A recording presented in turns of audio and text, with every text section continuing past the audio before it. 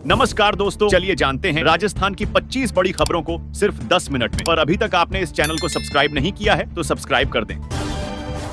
प्रदेश के 9,519 आंगनबाड़ी केंद्रों की प्यास बुझेगी। प्रदेश के ग्रामीण और शहरी इलाकों में संचालित आंगनबाड़ी केंद्रों की सूरत अब बदलने वाली है। आंगनबाड़ी केंद्रों में पेयजल और शौचालय की सुविधा विकसित करने के लिए 16 करोड़ 18 लाख 23 हजार रुपए की प्रशासनिक एवं वित्तीय स्वीकृति जारी की है। इस राशि से केंद्रों पर पानी की टंकी, पाइपलाइन और आरओ जैसी सुविधाएं स्थापित की जाएंगी।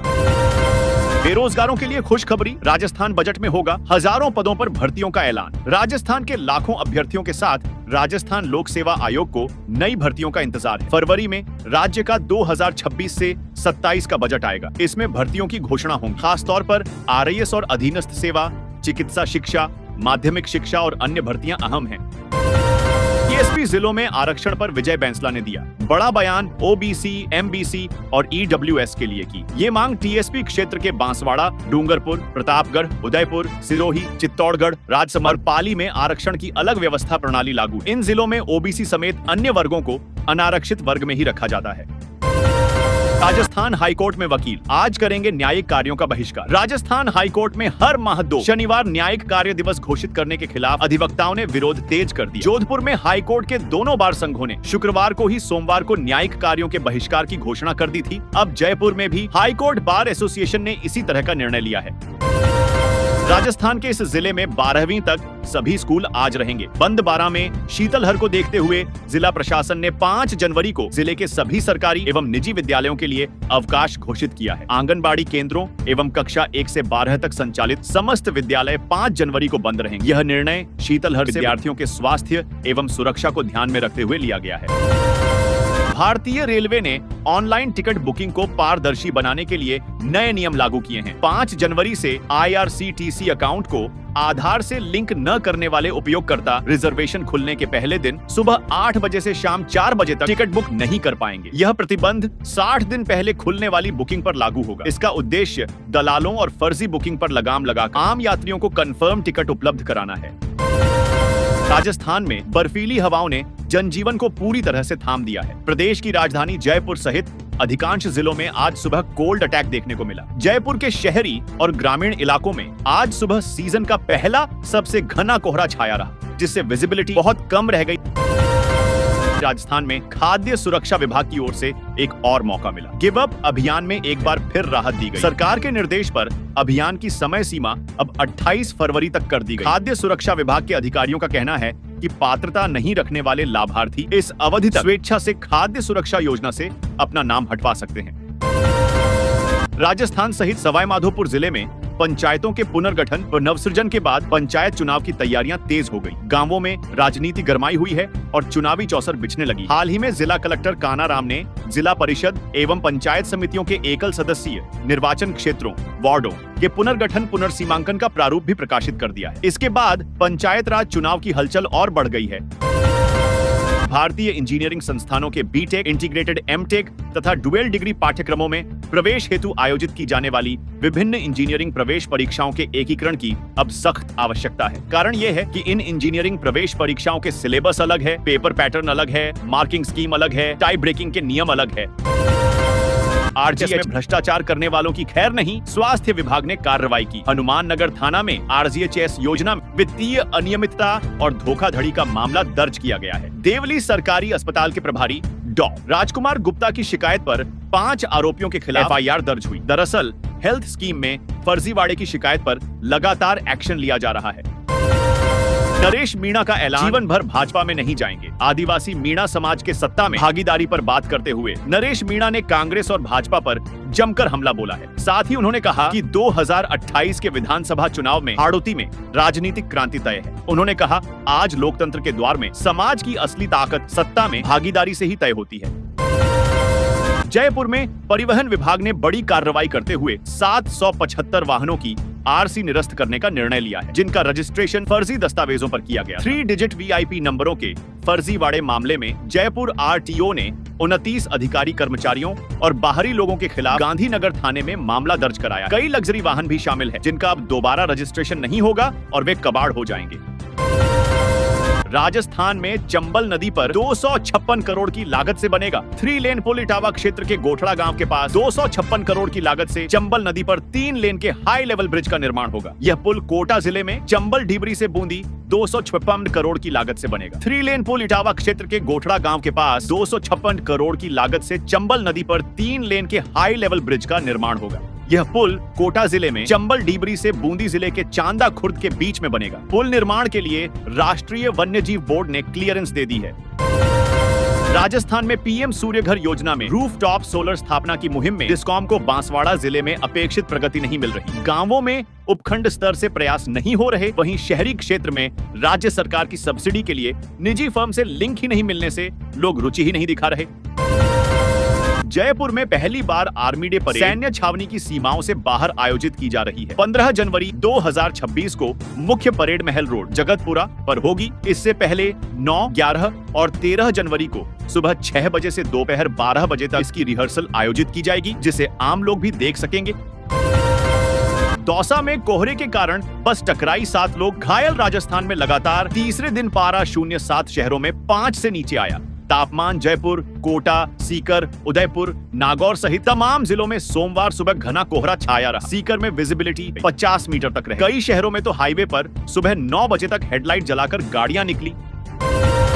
राजस्थान में शिक्षा व्यवस्था को स्टूडेंट्स के अनुसार बनाने के लिए शिक्षा विभाग ने 2 अहम फैसले लिए हैं। सरकारी स्कूलों में बच्चों के बैग का वजन 50% कम होगा। एक और सरकारी स्कूलों में क्लास 1 से 5वीं तक के बच्चों के स्कूल बैग का भार कम करने की तैयारी की जा रही है। वहीं दूसरी ओर स्टूडेंट्स को सही करियर दिशा देने के लिए my career adviser mobile app launch किया गया है। PSIR के तहत काटे गए 41,85,000 वोटरों का असर पंचायत चुनाव की मतदाता सूची पर नहीं पड़ेगा, क्योंकि पंचायत चुनाव की वोटर लिस्ट अलग बनाई जा रही है और इसका आधार 7 जनवरी 2025 की मतदाता सूची है। इस डेटाबेस में प्रदेश के मतदाताओं की 5.45 करोड़ थी। SIR में 2002 की वोटर लिस्ट के आधार पर मैपिंग में करीब 41.85 लाख नाम काटे जा चुके। 15 फरवरी को अंतिम मतदाता सूची जारी होगी।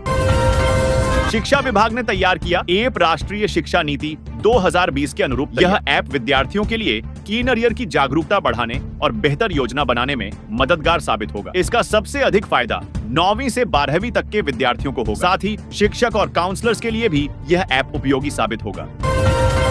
बीकानेर मंडल के चूरू सादुलपुर रेलखंड पर चल रहे दोहरीकरण कार्य के कारण Jodhpur Rewari express train number 14823 का संचालन 5 जनवरी से प्रभावित रहेगा। आज से 17 जनवरी तक कुल 13 ट्रिप के लिए यह ट्रेन जोधपुर से लोहारू स्टेशन तक ही संचालित होगी, यानी लोहारू रेवाड़ी खंड में ट्रेन आंशिक रूप से रद्द रहेगी।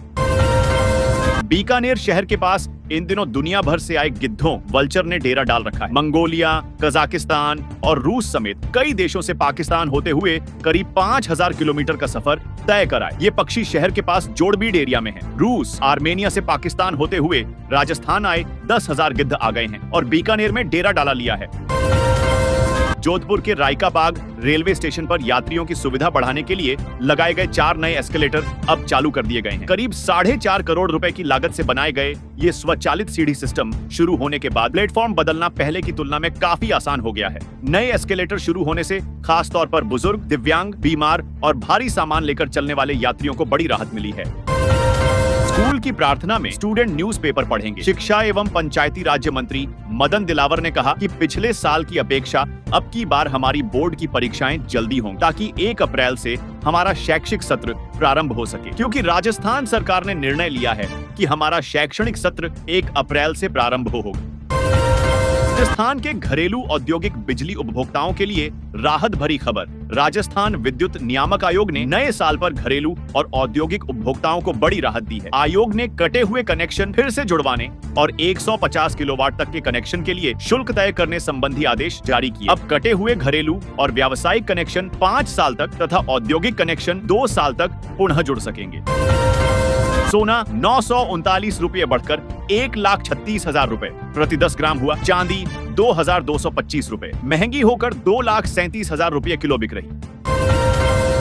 अलवर जिले के इस ग्रामीण क्षेत्र में बनेगा नया बस स्टैंड। अलवर जिले के थानागाजी क्षेत्र में परिवहन सुविधाओं को बेहतर करने की दिशा में एक बड़ी पहल होने जा रही है। राजस्थान रोडवेज की ओर से थानागाजी में नया बस स्टैंड बनाया जाएगा, जिसके लिए मुख्य बाजार से सरिस्का की ओर जाने वाले मार्ग पर करीब 10 बीघा भूमि आरक्षित की गई है।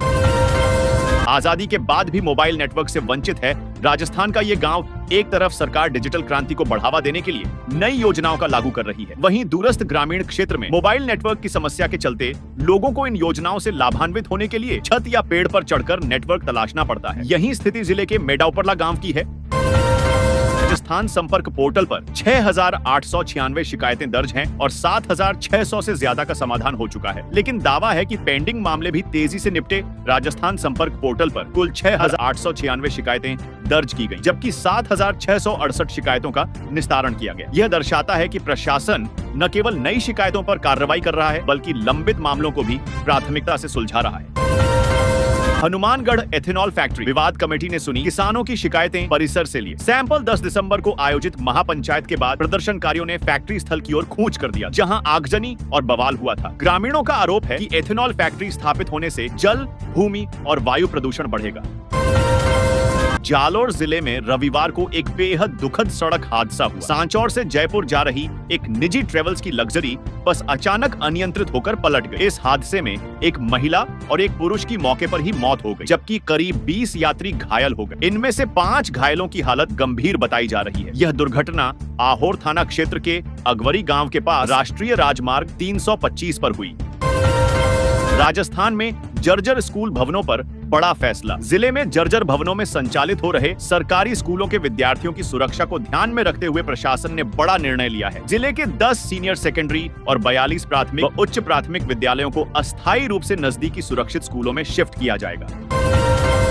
दौसा जिले में पंचायत पुनर्गठन के बाद ग्राम पंचायतों की संख्या 270 से बढ़कर 362 हो गई है। पंचायत समितियां 14 और जिला परिषद वार्ड 37 हो गए। संशोधित सूची पर 6 जनवरी तक आपत्तियां मांगी गई हैं। इस नए ढांचे के तहत जिले के ग्रामीण क्षेत्रों की प्रशासनिक जिम्मेदारी 362 सरपंचों, 14 प्रधानों और 1 जिला प्रमुख के हाथों में होगी।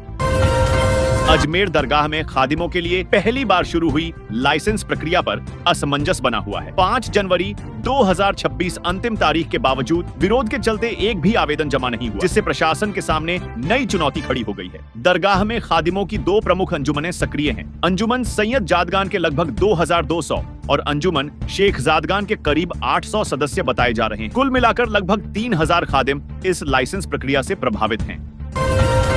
बांग्लादेश ने अब लगा दी आईपीएल पर रोक। T20 के लिए भारत आने पर पहले ही कर रहा नखरे, बांग्लादेश ने भारतीय खेलों के खिलाफ बड़ा फैसला लिया है। सोमवार को बयान जारी किया गया कि बांग्लादेश में IPL यानी इंडियन प्रीमियर लीग समेत कई स्पोर्ट्स इवेंट्स का प्रसारण नहीं किया जाएगा। खास बात है कि यह फैसला ऐसे समय पर लिया गया है जब बांग्लादेश ने T20 वर्ल्ड कप खेलने के लिए भारत आने से इनकार किया है।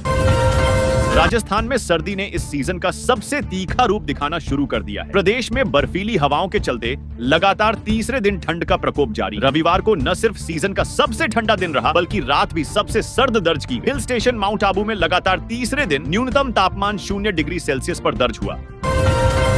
राजस्थान में बिना जीपीएस के दौड़ रही राजस्थान की 108 से 104 एम्बुलेंस प्रदेश की इन अहम जीवन रक्षक सेवाओं में आज भी जीपीएस आधारित लाइव लोकेशन ट्रैकिंग सिस्टम नहीं है। नतीजा यह गंभीर हालात में एम्बुलेंस को घटनास्थल तक पहुंचने में अनावश्यक देरी हो रही है और कई बार यह देरी मरीज की जान पर भारी पड़ जाती है।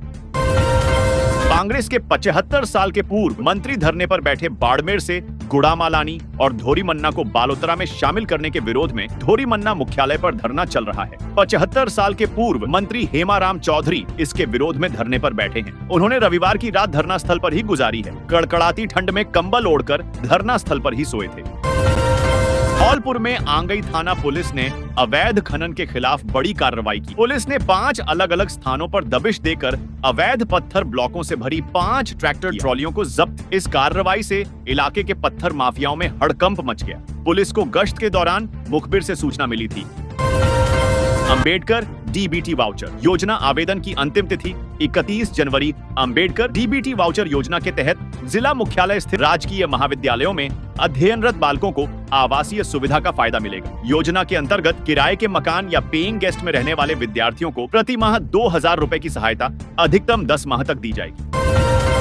झालावाड़ में अस्पतालों में त्वचा रोगों के मरीज बढ़े। झालावाड़ जिले में सर्दियों के मौसम में त्वचा रोगों के मामलों में इजाफा हुआ है। विशेषज्ञों के अनुसार ठंडी और सूखी हवा, गाजर घास का संपर्क और त्वचा की सही देखभाल नहीं होना इसके प्रमुख कारण हैं। जिला चिकित्सालय झालरापाटन सहित जिले के विभिन्न स्वास्थ्य संस्थानों में सर्दियों के दौरान चर्म रोगों के मरीजों की संख्या सामान्य दिनों की तुलना में लगभग 30 से 40% तक बढ़ जाती है। पाली में बस की डिग्गी से 15 लाख के गहने की चोरी हो गई। दरअसल शादी में शामिल होने गए व्यक्ति ने बस कंडक्टर और उसके साथियों के कहने पर सूटकेस बस की डिग्गी में रख दिया। सूटकेस खोला गया तो उस पर कट लगा हुआ और लॉक पर भी चोट के निशान मिले। करीब 12 तोला सोने के गहने और 5,600 रुपए नकद गायब पाए गए। इसके बाद व्यक्ति ने सूटकेस से गहने और नकदी चोरी करने का आरोप लगाते हुए मामला दर्ज कराया है। झालावाड़ में हुई मालवी प्रजापति समाज बैठक। मंदिर जीर्णोद्धार और सदस्यता अभियान पर चर्चा, युवाओं को स्वरोजगार से जोड़ने का निर्णय। पीपलिया स्थित मालवी प्रजापति समाज मंदिर पर मुल्की पंचायत की यह बैठक पंचायत अध्यक्ष प्रहलाद कुमार प्रजापति की अध्यक्षता में हुई। बैठक में मंदिर की छत की मरम्मत करवाने और नए मंदिर शिखर का निर्माण करवाने पर सहमति बनी।